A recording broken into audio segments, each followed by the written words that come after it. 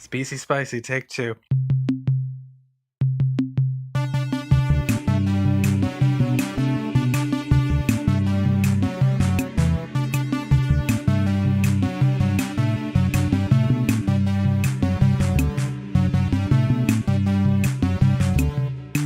This episode, we're doing Season 5, Episode 6, Eegah. But first, as always, we have a little follow-up. Scott from Maryland wrote in regards to Episode 9, Brain That Wouldn't Die. He writes, I just finished listening to your episode where you ended up talking about Robert Cornish. Did you know that footage of his first successful dog reanimation, which we brought up on pod, found its way into a movie in 1934? The film is called Life Returns, and it's a real stinker. Scott wrote a review of this film on his website, 1,000 Misspent Hours, and there'll be a link to that in our show notes. As well, we wanted to thank those of you out there who contributed to our new Patreon page. That's a real help. I use the money we've accumulated so far for my citrus heat kombucha, which I'm very much enjoying. Yeah, and I purchased another giant clock, which I wear at all times. If you are interested in supporting the show, you can go to patreon.com/itsjustashow or itsjustashow.com/Patreon. Before we start, we should explain that this episode is coming out right at the end of the MST3K Watch Out for Snakes live tour, in which the cast toured a new riffing of the classic episode, which we're doing today, Eegah. They didn't come anywhere near Toronto, so we didn't get to check it out. But they did publish a souvenir book with the entire script of the live show in it, and producer Chris has got his hands on a copy. So, Chris, what's the book like? It is just the script. It's written like movie scripts are in Courier, formatted just like that. There's a very short introduction, 2 paragraphs by Joel, just saying, this is what it is. Hope you enjoy it. It's weird having memorabilia for a thing that hasn't ended yet. Well, you sell these things at the show, right? It sort of makes sense. Although it is weird that it's the script. Yeah. It's also weird to be reading an episode of MST3K, although it was kind of nice. Like, it's not a terrible experience, and you can absolutely imagine the riffs in your head. Well, there's your 5-star review. Not a terrible experience, raves Chris. I'm not sure it was worth the $30-odd that I paid for it.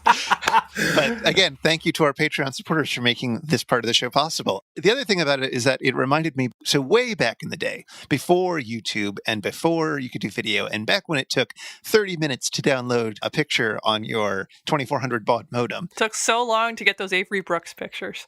Or to get a picture of Jenny McCarthy to go with your Ren and Stimpy animation cell. Yes. Those are some deep cuts, guys. Back in those days, there were mistings of mostly fanfic, and entirely in text, people would write MST3K versions of them where there'd be post segments and then sketches and whatnot, but then they'd go into the theater, quote unquote, and read the story and then interrupt the story to comment on it, all in text, all usually in Courier as well.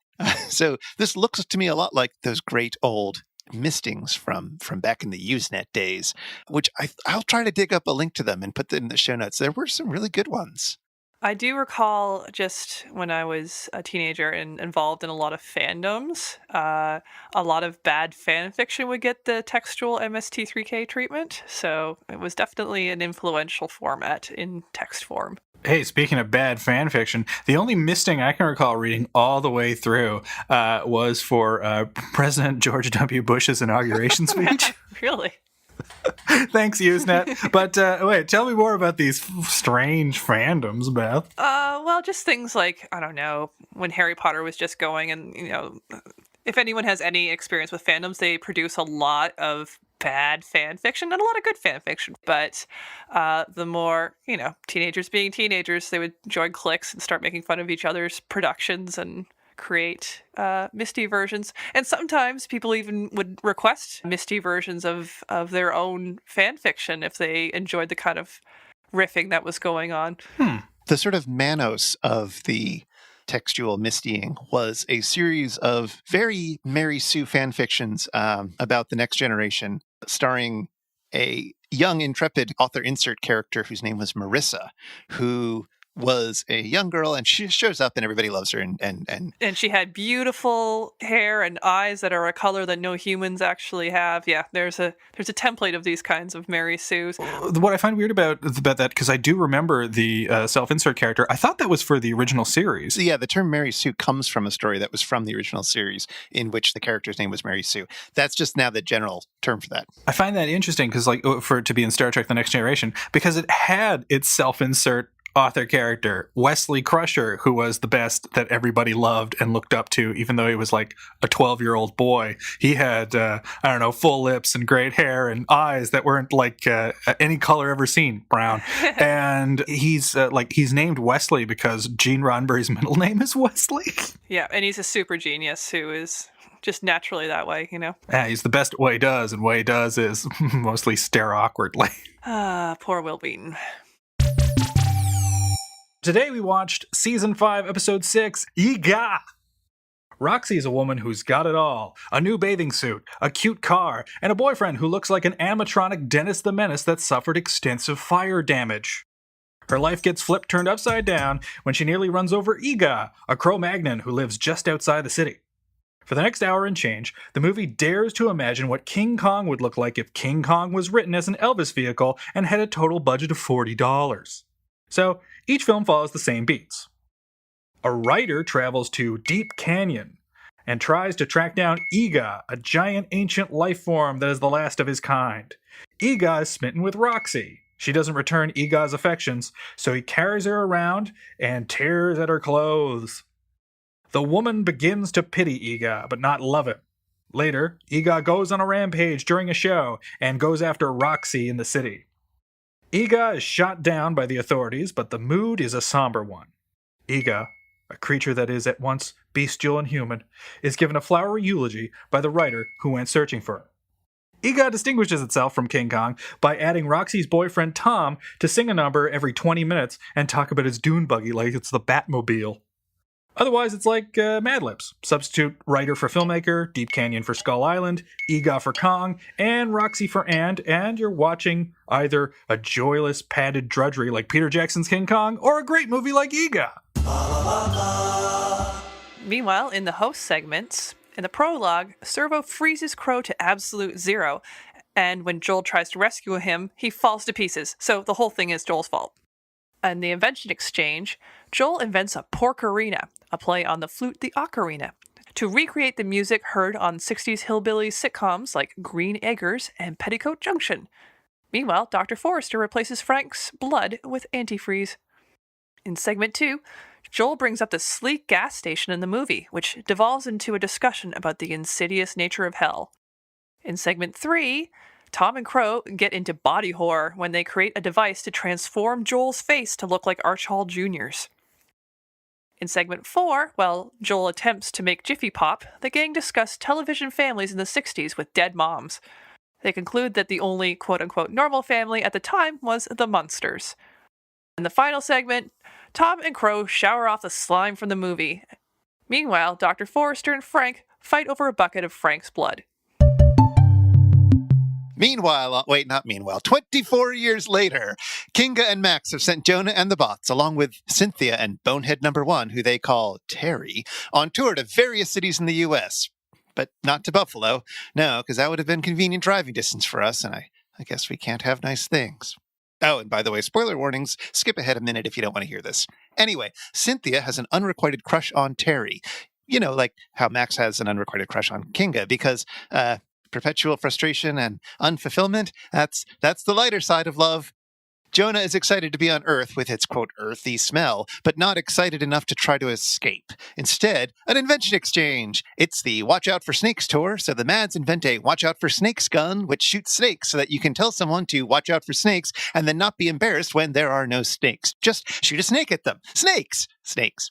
Jonah invents the cracker with the theory that a cracked cracker is just more tinier crackers, which is crackers.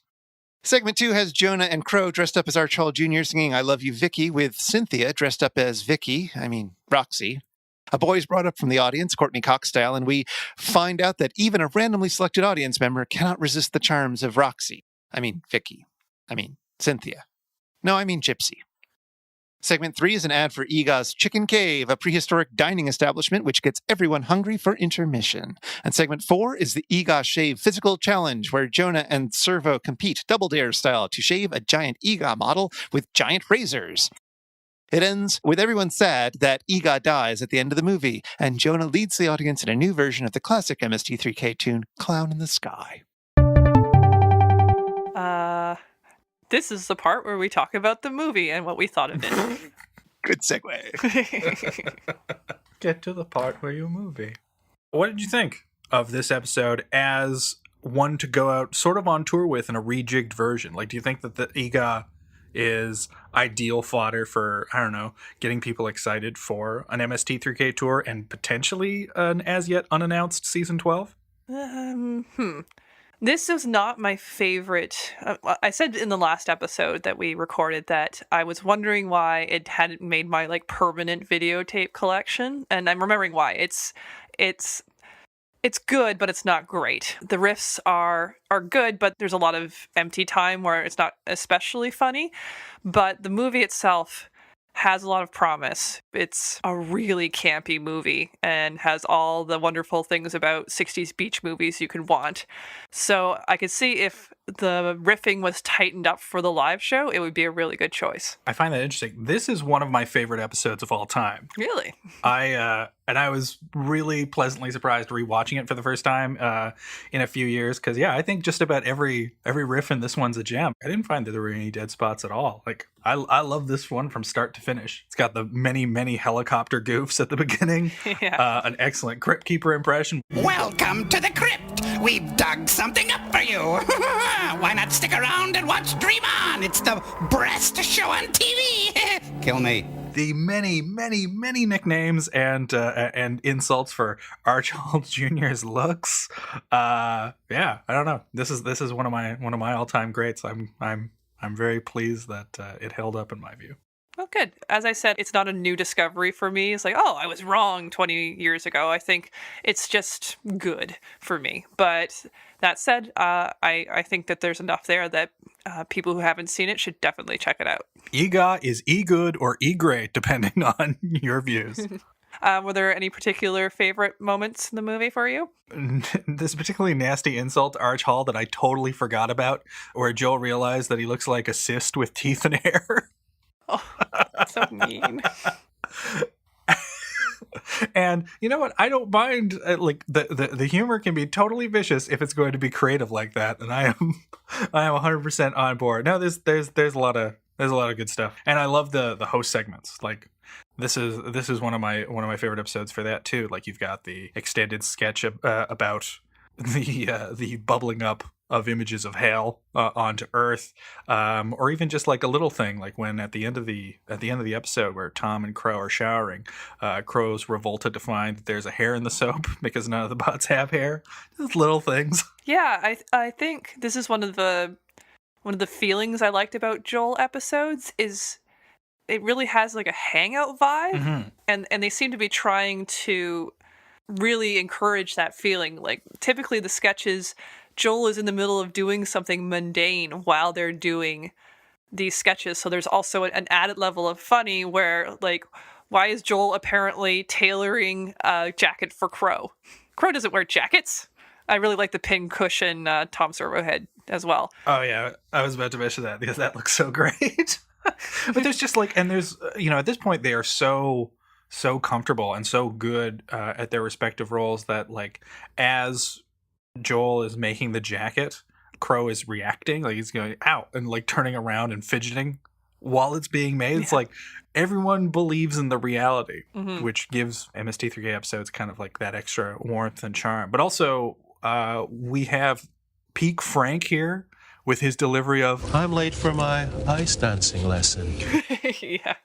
I think one of my favorite moments in the segments is Joel, who's trying to pop a Jiffy Pop over what looks to be just a heat plate. And there's no delivery at the end. It didn't work. And that's the end of it. Like, this show's relationship to failure is so good. Like, they know how to use that deflation so well for comedic effect. Yeah, like, at this point, like the show has, and this is a really tough thing to describe, but the show is firing on cylinders. So it has kind of its own music and kind of comedy beats that just work. It's just, it's a little bit difficult to describe how a little thing enhances a sketch, like the fact that the Jiffy Pop sketch just ends with, "Oh, this isn't even on." Another great moment is at the very top of the show where Joel tries to rescue Crow from absolute zero, and he falls to pieces. And right before they go to commercial, you just hear a high-pitched, "I'm shattered!" I'm shattered! Is that what he says? I've been trying for years to try to figure out what he's saying. Yeah, that's what it is. I haven't checked the closed captioning, so perhaps it'll be slightly different. Someone will write in to be like, actually, he says, "I'm shattered."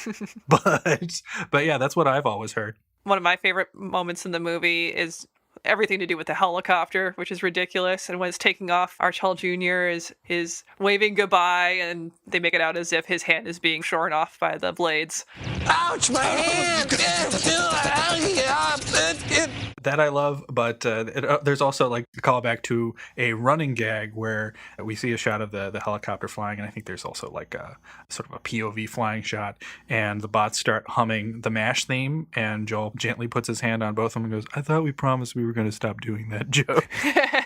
There's, again, a nice little character moment there where like Crow says so softly that you can barely hear it, where he goes, "I had my fingers crossed." I should add, there is a reference to that in the live show. Oh, the MASH bit? Yeah, the live show contains several callbacks to the original episode, including some that they explicitly mark out as pandering, and one of them is the MASH theme.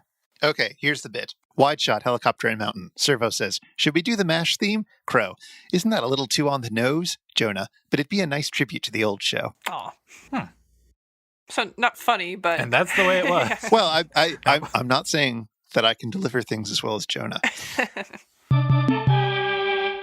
So this movie appears to be the brainchild of a father and son duo, the Archhalls. And Archhall Sr., he was an actor for a while before he got into making his own movies.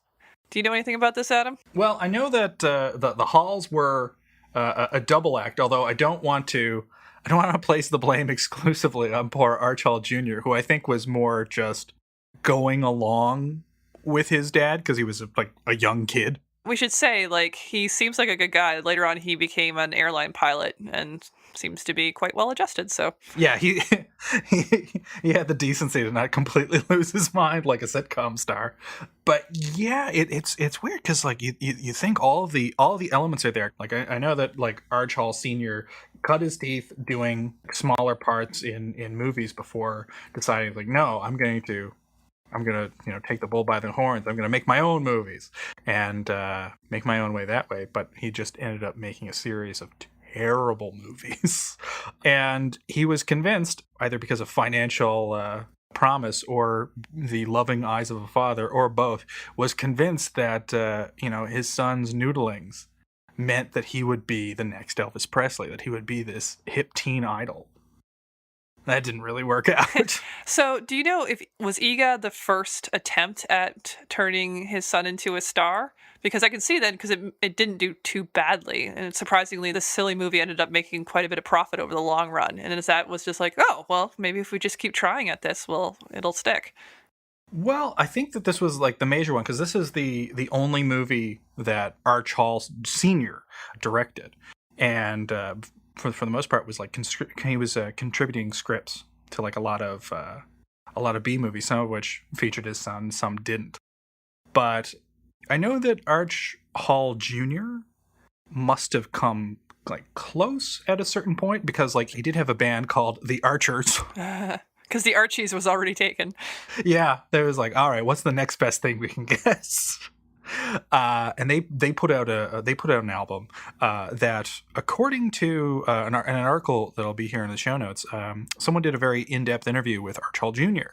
and he is pretty honest about Archhall's career as an entertainer, but makes note of a few things that had worked out and sort of rose above the normal Eegah baseline quality of most of the things that he was in or involved with.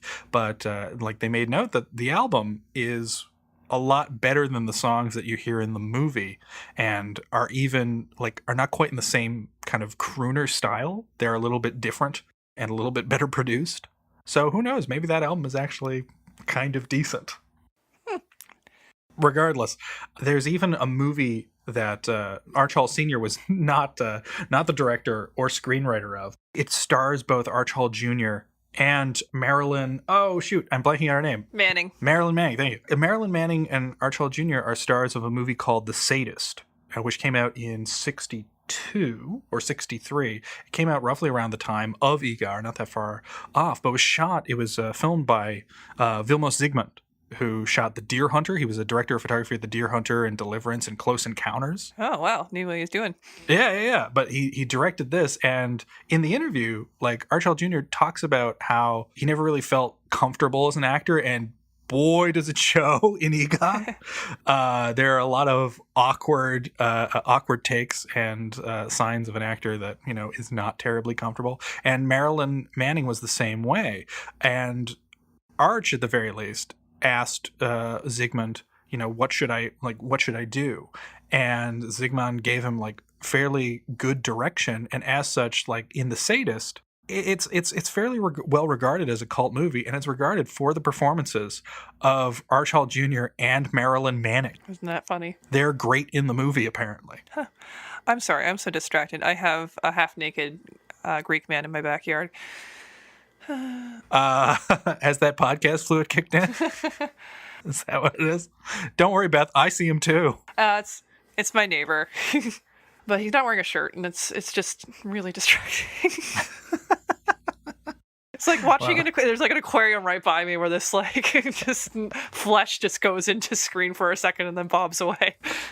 Yeah, Beth, you never told me that your neighbor was Paul Bellini. It's basically Paul Bellini out there. But yeah, I've been looking over what Archie Sr. was doing, and it seems like he was just stuck doing B movies, and he never got the same level of attention that, say, Ed Wood got. Mm-hmm. But he did write the screenplay for one of the best worst movies that I have seen. Which is a 1971 film called The Corpse Grinders, which is about two men who start grinding up bodies of people they've killed, and they sell the meat as cat food. But then the cats become homicidal because they're addicted to the taste of human flesh.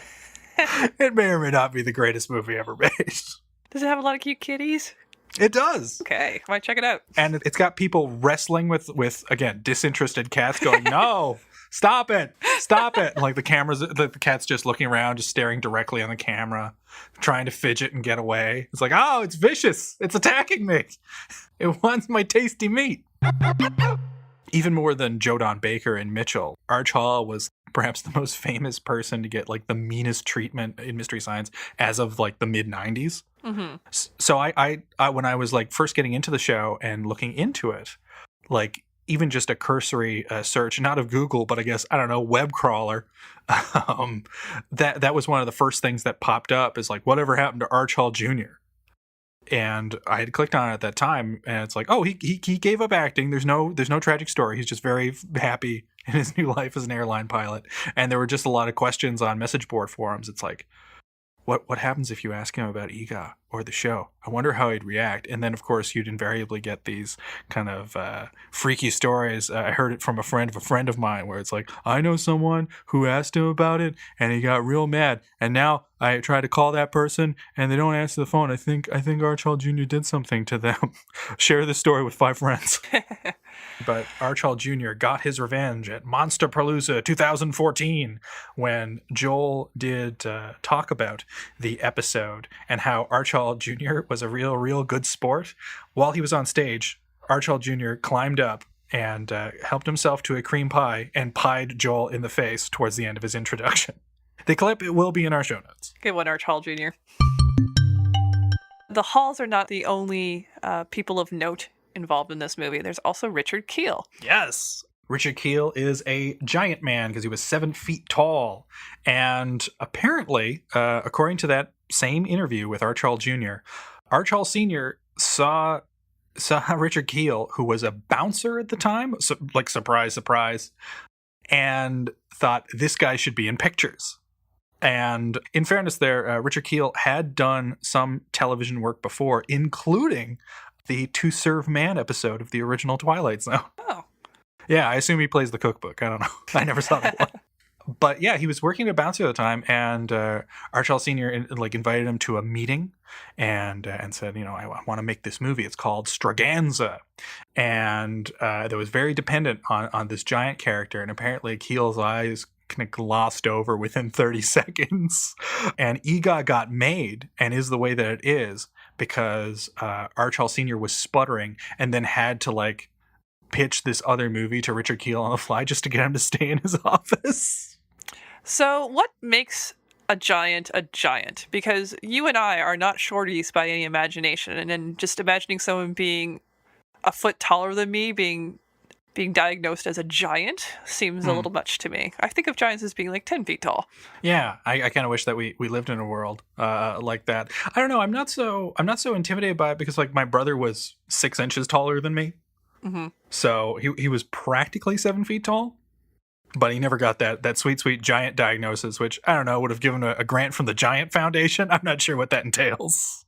It seems to entail a possible career in Hollywood. There's a lot of very tall people who got work mostly because of their physical appearance and presence. For instance, Andre the Giant. Yeah. Andre the Giant, he doesn't have quite the career that even Richard Kiel or Carl Struycken or other noted giant actors had. But like Rondo Hatton, Andre the Giant died fairly young and made relatively few movies.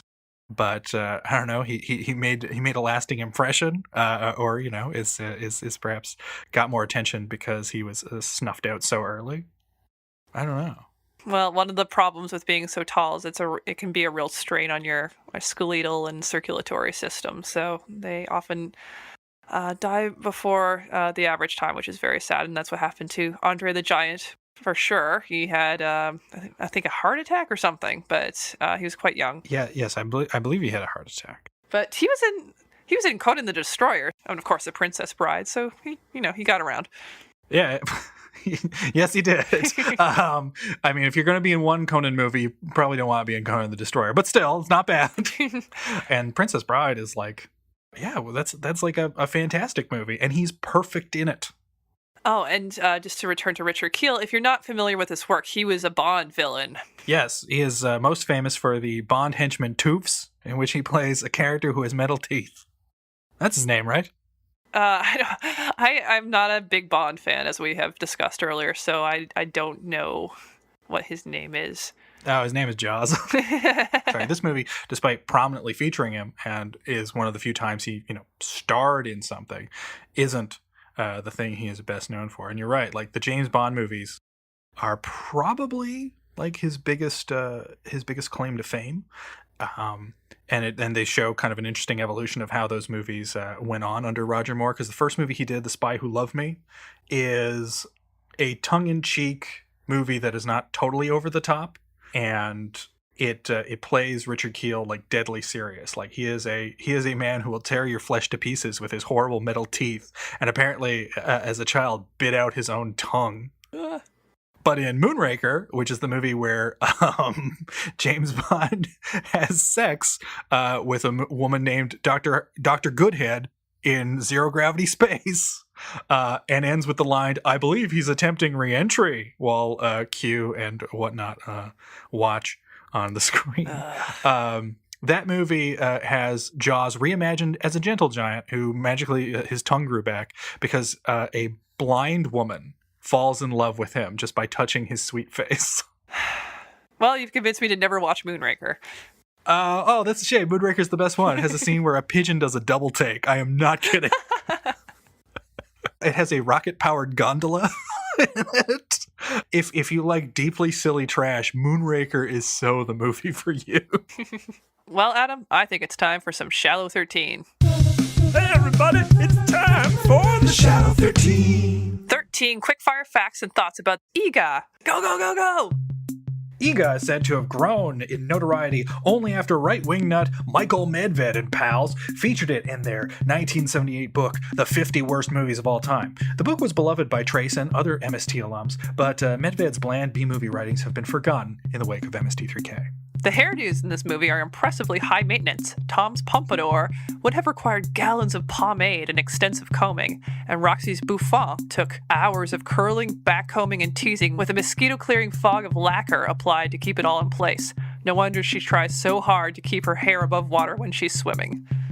According to the MST3K wiki, Richard Keel attempted to remake Eegah as a Christian film in the late 80s, which would end with the caveman finding religion and settling down in the big city. The project eventually lost its explicit evangelizing and became The Giant of Thunder Mountain. Just as well, Eegah ends with a chapter and verse Bible quote. There were giants in the earth in those days. Chapter 4, verse 32. But Genesis Book 4, verse 32 doesn't exist. He meant Book 6, verse 4. If Deep Canyon looks a little familiar, that's because Eegah, like Teenagers from Outer Space and It Conquered the World, was filmed in convenient, affordable Bronson Canyon. Jiffy Pop, the stovetop popcorn that Joel fails to cook in segment 4, is still on the market, despite the microwave popcorn boon of the 80s. Crow's Crypt Keeper impression is a reminder that HBO was once best known for its gratuitous nudity and violence, rather than prestige programming like Game of Thrones and Westworld. Crow also points out that clean-shaven Richard Keel looks a lot like comedian Sandra Bernhard, who's perhaps best known for playing Nancy Bartlett on Roseanne. Bartlett was one of the few openly gay characters on TV at the time. Joel's Hollywood Hot Tubs 3 riff is a reference to real 80s boob comedy Hollywood Hot Tubs, which follows the hijinks of a young man who is sentenced to working at a Tinseltown bathhouse for vandalizing the Hollywood sign to make it spell Hollyweed. It spawned one sequel, but the world's still waiting on that trilogy's final chapter. In segment 2, Joel and the bots list off a few of the subtle forms of hell on Earth, including using Joe Camel to sell cigarettes to kids. The anthropomorphic cartoon mascot was introduced in 1987, and by 1991, a third of all cigarettes sold to minors were Camels. Despite the public outcry, the campaign wasn't stopped until 1997. One of Joel's sad examples of hell in segment 2 is when Dennis Leary released No Cure for Cancer. Its hellish qualifications include spawning the annoying musical single Asshole, which was in heavy rotation on Much Music, that Leary's caustic smoker act is a moldy relic of 90s telling it like it is humor, that said act was a cartoonish ripoff of comedian Bill Hicks' similar and similarly dated caustic smoker telling it like it is act, or that the album was released a year before Hicks died of cancer in 1994. Crow laments the time they 86 jarts. Jarts, or lawn darts, were pulled from the markets in the 80s in the US and Canada after several children were accidentally injured and even killed. This was immortalized in the Ed's Redeeming Qualities song, Lawn Dart, linked in the show notes. Tom's hell was the cancellation of Happy Day spin-off Blansky's Beauties, where Nancy, the quicker picker-upper walker, was a den mother to a bunch of Vegas showgirls. Cancelled after 13 episodes, Beauties got retooled as Who's Watching the Kids?, which lasted only 9 episodes. Showgirls who lived together apparently wasn't a surefire sitcom formula in the 70s. Alas. And that's time! If you prefer not to listen to more discussion on sexual violence in movies, skip ahead to the next chapter. So, this entire movie, Adam, revolves around the will they or won't they triangle between Archie Jr., Richard Keel, and Marilyn Manning, in which to say that the caveman is trying to rape the girl. Yep, it's scintillating viewing. I kind of forgot how far Eegah goes with this. There's a really clumsy cut that, perhaps the folks at MST3K provided. It's kind of hard to tell because this is like really haphazardly edited. But when Eegah and Roxy are outside, like her clothes are noticeably more torn. And I don't know who had the decency to remove most of that scene, whether it was Archie Sr. himself or Best Brains later on. I'm assuming the latter. On top of some of the other goofish stereotypes of cavemen in this movie, like the fur toga and the giant Flintstones cudgel he walks around with. Mm-hmm. The idea that cavemen were naturally rapey is very much a product of the 60s. You're probably familiar with the totally hilarious trope of the caveman bonking a lady on the head and then dragging her by her hair back to his cave. I'm not terribly fond of that Flintstones pilot. No. I did a little bit of research, and this is what they actually thought that cavemen were like, and it has its origins in the Victorian era when anthropology was just getting started, and of course, because they're Victorians, obviously. Anyone who isn't a Victorian is a primitive monster. So it spawned this idea that men naturally, for evolutionary purposes, they want to get their genetics out any way they can. So this idea of rape as being kind of a natural thing. That's why we need society and culture and law, because it stops these things from happening. So that's where it started. And then in most of the 20th century, that's what most anthropologists and lay people believed about cavemen. And then around the turn of the millennium, you get some more feminist anthropologists, and they pointed out, well, all the people making these assumptions are assuming that there aren't other reasons that rape doesn't happen in other situations beyond like a fertile female.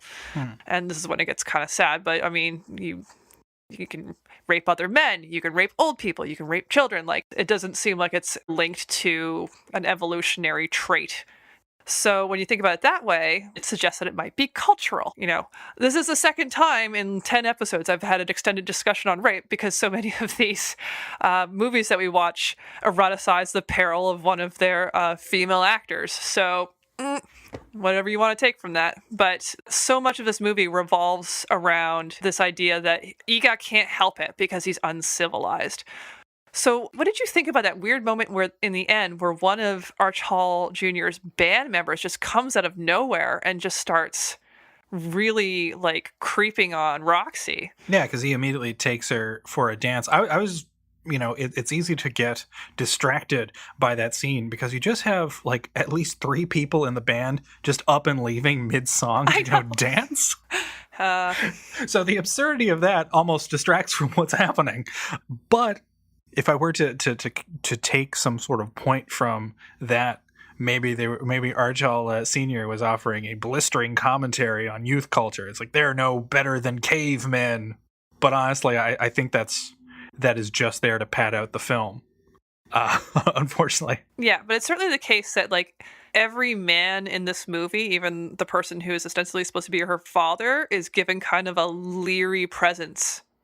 And, the camera has that too. They're not kidding when they talk about the slimy aspect of this movie, and it ended up getting. And I'm going to the Amazing Colossal Episode Guide. This is a very famous quote from Mary Jo Pehl, where she says, "The relationship between Roxy and the dad is weird and unpleasant, and just not right. And there was speculation in the writing room that they were off-screen lovers. One haunting nadir of this film relationship is when Dad urges Roxy not to resist Eegah's aggressive fondling advances because Eegah may kill them both if Roxy spurns them." And is that Roxy's dad basically like letting them in on his fetish? It's like, there's no wife in the picture. I just want to watch. That's my thing.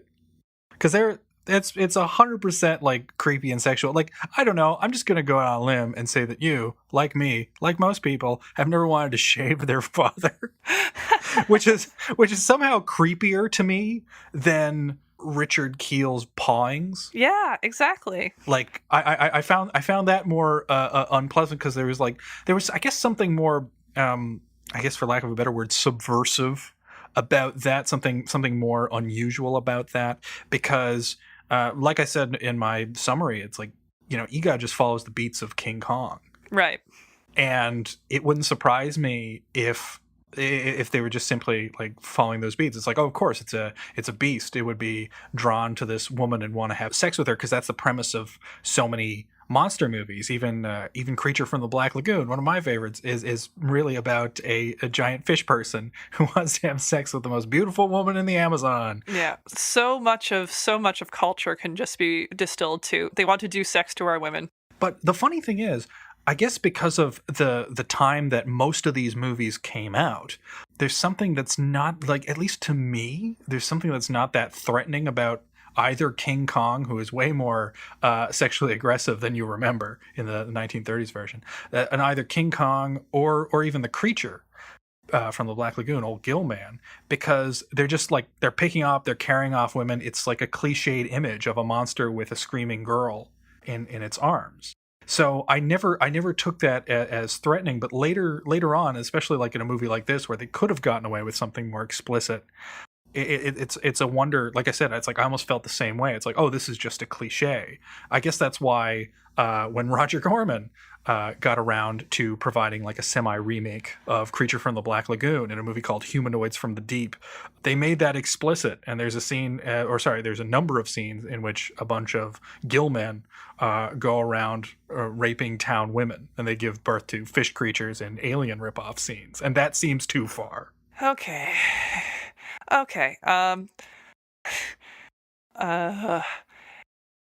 A lot of people don't like the term rape culture. But it's real. We're taking a stand. It seems applicable in this example. When you have so many movies that just revolve around, sexual peril of women, it's just, it gets a little bit much. But I would agree with you, and I actually disagree with Mary Jo and the writers. It seems to me that this was just scripted to be creepy, because everything that is in this movie is creepy. Yeah. So I can see, and not to speak ill of the dead, but Archie Sr. just saw an excuse to flirt with a pretty girl, so he just wrote that into the script that he was writing.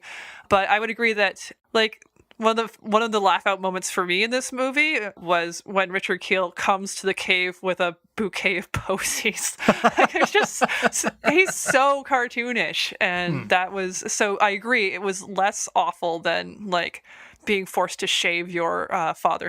Couldn't this scene have just been like her showing a bit of skill and like tending to her father's broken arm? Like, Yeah. if Eegah was simply seeing her taking care of him and wanting physical attention of some kind, perhaps not even a kind that Eegah was aware of or could put into its own kind of like Eegah language, that would have been way less weird. But for some reason, you know, a shaving scene was decided. I guess they needed a moment in which Roxy takes care of Eegah's beard, not following the suggestion of Joel and the Boss to just cut the string on the beard. But like, it wouldn't surprise me if Archie Sr. had this kind of like tunnel vision. It's like, well, he's a caveman. He's got to have a great big beard. Yeah. But then we'll lose the beard because Richard Kiel doesn't have a beard, and well, it'd be a shame to have him grow one. So let's have a shaving scene. It'll be fun. I could see maybe you could make the argument that this is how you show that this caveman is no different from a modern person, and getting all of the long hair and beard, giving him a proper cut. It's like, oh, he's a teenager. He could actually, if properly civilized, fit in perfectly with our society. Commentary, blah, blah, blah. Right. But of course, this teenage caveman just almost assaulted a lady. Yeah. I don't know if I want to think about him blending in easily to our culture. But then again, you know, if he could, that's again another damning indictment of rape culture right there. So there's a few parallels here with Archie Jr. and his character Tom in this movie, and a little obscure comic book series called Archie. It's obviously not deliberate, but there's just so many eerie parallels. The fact that the main star is called Archie Jr. He had a band called the Archers, because there already was a band called the Archies, which was a pretend band that was fronted by all of the characters from the Archie comics. So there's that. The relationship between him and Roxy has a very Archie and Veronica vibe to it. Like, she's the rich girl, and, you know, she's really close with her father, who's got this weird mustache. He's a bit chunkier than Mr. Lodge, but he has a similar kind of like East Coast old money vibe to him. Yeah, he's equal parts Mr. Lodge and Mr. Weatherby. Yeah, exactly. And especially like the craze for the dune buggies. Like, Archie comics went through this too. The entire culture, youth culture did. Before hippies became a thing, there was a huge beach culture craze, late 50s and early 60s. And this is when you get all of your goofy Gidget beach movies and whatnot. And Archie comics especially, that's when they started to do all of these special comics that took place on the beach, even though Riverdale, I think, is based on a a small town in Kansas, so it's not supposed to be near the ocean, but it just became such a thing, and so many of the stories revolved around the smallness of Betty and Veronica's bikinis. Because this is also like when bikinis became smaller and smaller, and we should point out the bikini that Roxy wears in this movie would have been like noticeably skimpy for the time. There were no string bikinis yet, and they often had murder mysteries that involved dune buggies. What? Yeah, sometimes Archie got dark, or at least like I can just remember this one, and maybe some of the listeners out there can help us triangulate it, where Archie is trying to. It was like a combination between like a beach movie and a spy thriller, and then a dune buggy for some reason. And Archie's trying to break out of this cartel or something like that. Yeah. Anyway, yes, dune buggies. Do you know what a dune buggy is, Adam? Well, I thought it was a car that was designed to travel the sand planet of Arrakis and not go detected by sandworms. Apparently, I'm wrong. Usually, so a dune buggy was not produced; they were made. They were kind of like a kit car. Oh, you built them yourself? Yeah. Okay. So that was why they were so much fun, because you could just make one from your own, usually from an old Volkswagen Bug, because they had rear engines. They weren't air cooled; like they were very simple vehicles, and yeah, it was just something that young teenagers could do, just play around with a kit car and turn it into a dune buggy. So that was why I think so many of them enjoyed it, and plus it got them into, you could take it off-roading in a way that cars never could before. And so they were quite popular in the 60s, and then they sort of fell out of favor in the 70s because motor vehicle laws became a lot stricter, and the fact that they were just cobbled together in somebody's backyard and didn't have safety standards like safety belts and roll bars, which you can see even in this movie. Like, there are some moments when they're very dangerously close to flipping that vehicle. So that is the rise and fall of the dune buggy. Yeah. Now, do you suppose that anyone followed Archie Jr.'s tip of like filling your tires with water? Yeah, that's a weird one. I couldn't find anything about that. Yeah, I have a feeling that may have been made up, but at least it led to, again, one of my MVP riffs for the movie, where they're driving around and the surf music is playing. And of course, Roxy is saying, wee, wee, wee, all the way home. And Joel doing that amazing squeaky voice, teen voice that he does. Goes, did I mention my tires are filled with water? Then there's a long pause. My tires are filled with water. Yeah. But no, I didn't know that stuff. Like I didn't think dune buggies were a craze. I guess because it's so far removed. But even when there was a big nostalgia kick for the 60s in the 80s and early 90s, and like a lot of reverence of that time, that's one of those things that didn't get ported over. Like when people were going 60s nostalgia crazy with the say tape and CD reissues of the Beatles albums and things like that, nobody was like, man, it was amazing having a dinky little car you could drive on sand. It wasn't a thing. But I do remember, now that you mention it, and I think this is even part of like that Simpsons Archie joke, where of course he's told to famously stay out of Riverdale. Homer Simpson is. Like I recall them driving on like those Archie double digests. I really hope an Archie superfan, and I can think of at least one who listens to this show, writes in to talk about this. But I can think of a number of covers when I was a kid, because you always saw Archie double digests in the shopping aisle at your local grocery store. They were always driving a dune buggy. That was like the only car that anybody had, unless you were one of the lodges. Well, actually, it's not. It's a jalopy. It's like an old Model T. Oh, because you remember it was written in the 40s, so he's already in like an old car, and it was always notoriously falling apart and everything. That was one of the running gags, and one of the interesting things about Archie, which I read a lot when I was a kid, is that it's really reflective of the era it comes from, because it's been around for so long. So you can totally tell a 60s comic from a 70s comic, and these digests would mix them all up. Like they didn't care. So right.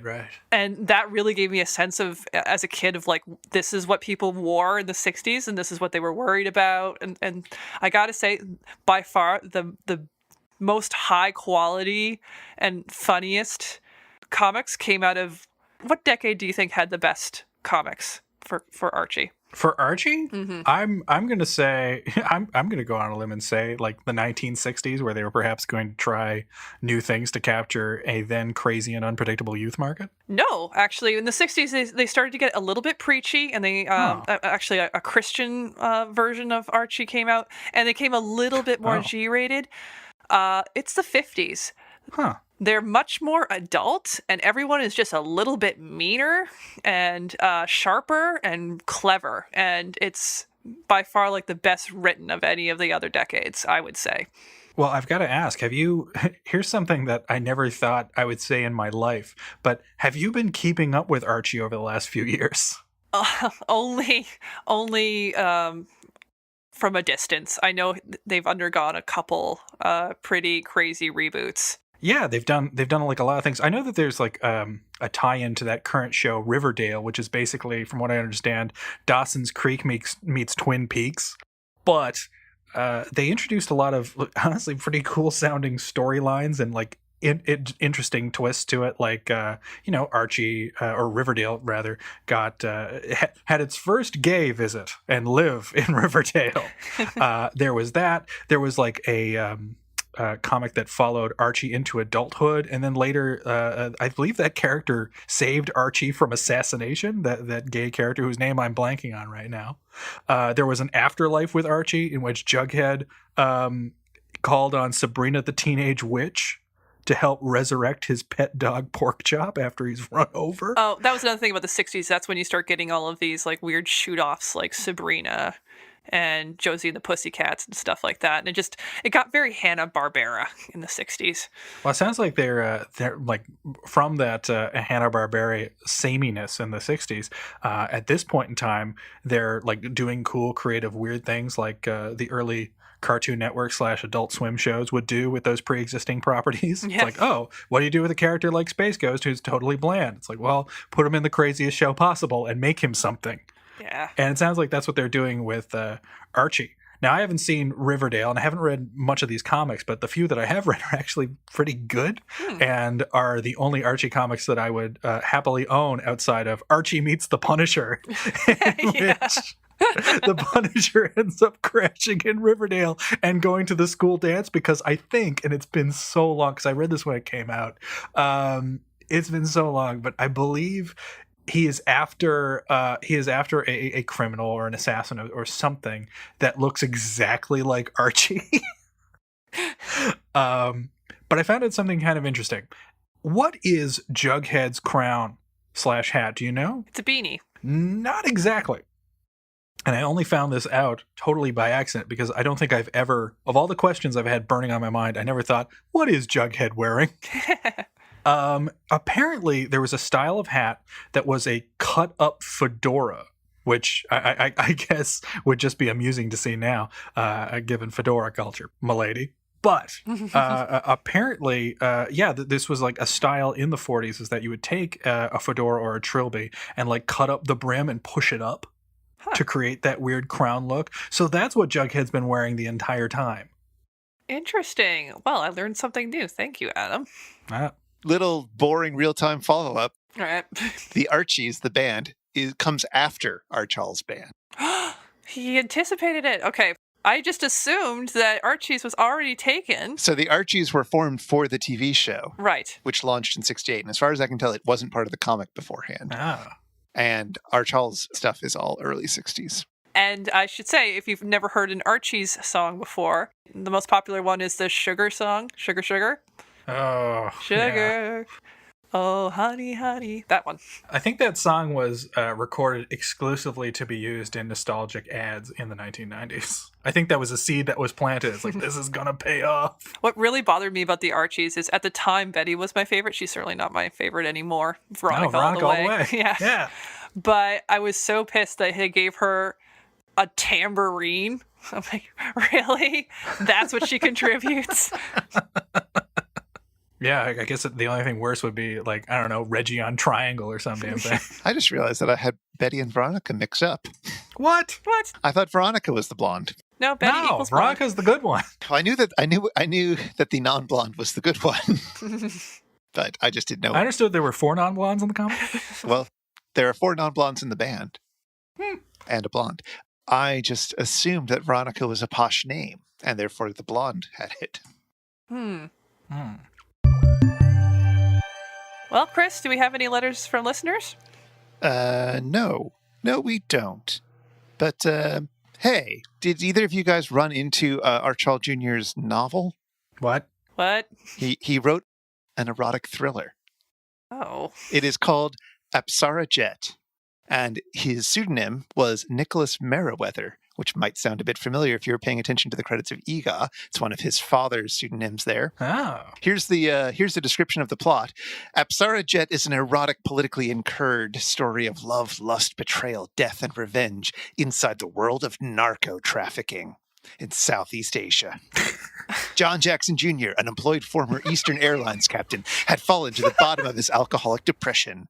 Convicted of felony drunk driving in Miami, divorced, homeless, and finally living in his car, he's given one last chance for redemption, returning to Indochina for Alexander Chen. Unknowing at first, he involves 2 of his old friends. Then, feeling that there was no way out, he and his pals sink into the dark world of Burmese drug lords and the Russian mafia. Actually, it says mafia, but we'll go with mafia. Betrayed, they survive a fiery mid-air collision, only to nurse their crippled jet home to Cambodian airspace, where they deliberately crash land in the San River near the remote village of Pum Krom in northeastern Cambodia. There, Jackson and his only surviving partner, ex-CIA pilot and mercenary A.P. Scott, recuperate to later train a small guerrilla force of mostly sex-craved young native women. Then, returning to Phnom Penh as an irregular strike force, they seek an apocalyptic revenge on Chen, their former employer, for millions of dollars in cash. I'm speechless. So, the title of Nicholas Merriweather is passed down from father to son like he's the goddamn Phantom. Yeah, like the title of Arch Hall. Here, you have the sleaze now. Yes, you write about ancient and uncivilized people. It was published in 2002 by Apsara Publishing Group. A division of archetypical. If you've been affected by the issues on this show, if you or someone you loved is named Arch, or if you'd like to ask Beth and Adam a random off-topic question, get in touch with us. Comment on our Facebook group, visit our website at itsjustashow.com, or we're on Twitter at itisjustashow. We'd love to hear from you. A special thank you to all of our Patreon supporters. You can support It's Just a Show and access some superfan bonus bits by going to itsjustashow.com/Patreon or patreon.com/itsjustashow. And if you want to follow up on anything that was mentioned on It's Just a Show, you'll find links in our show notes at itsjustashow.com/episode/11. Well, sir, what do we have coming up on the pipeline for our next episode? Because I think we've covered everything we wanted to say about this caveman picture. Well, what will the next episode be? Let's consult the Book of Mystery Science. It says here, there were giants in the earth in those days, and one of those giants was named Hercules. So in chapter 4, verse 10, we shall read the parable of Hercules against the Moon Men. Ooh, Hercules. Playing fast and loose with the original material. Yeah, I recall the original stories, which of course had him with a little satyr character who liked to play the flute, and he was always going up against Daedalus and his cat, who I don't know was named Meowsers or something. I have like a vague memory of those cartoons from when I was like 3 or 4. It's one of my earliest memories. But this is a pretty famous episode, at least for giving us the phrase deep hurting. Do you remember this episode at all, though? No, all the Hercules ones kind of just pool together in my mind. And in one beefy marathon. Looking forward to seeing Steve Reeves again.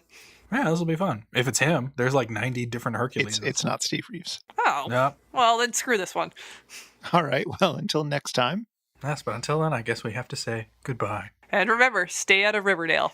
Okay, take it away. Theme Squad this week featuring special guest Jessica Lockhart.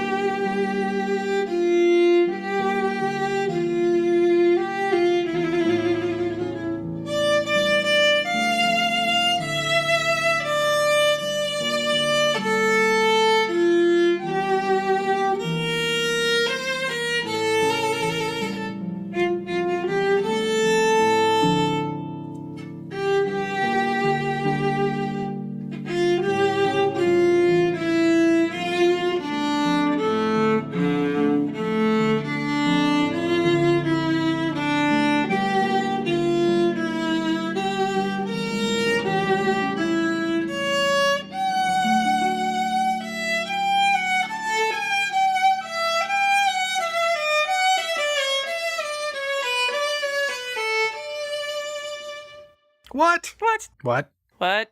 Hmm.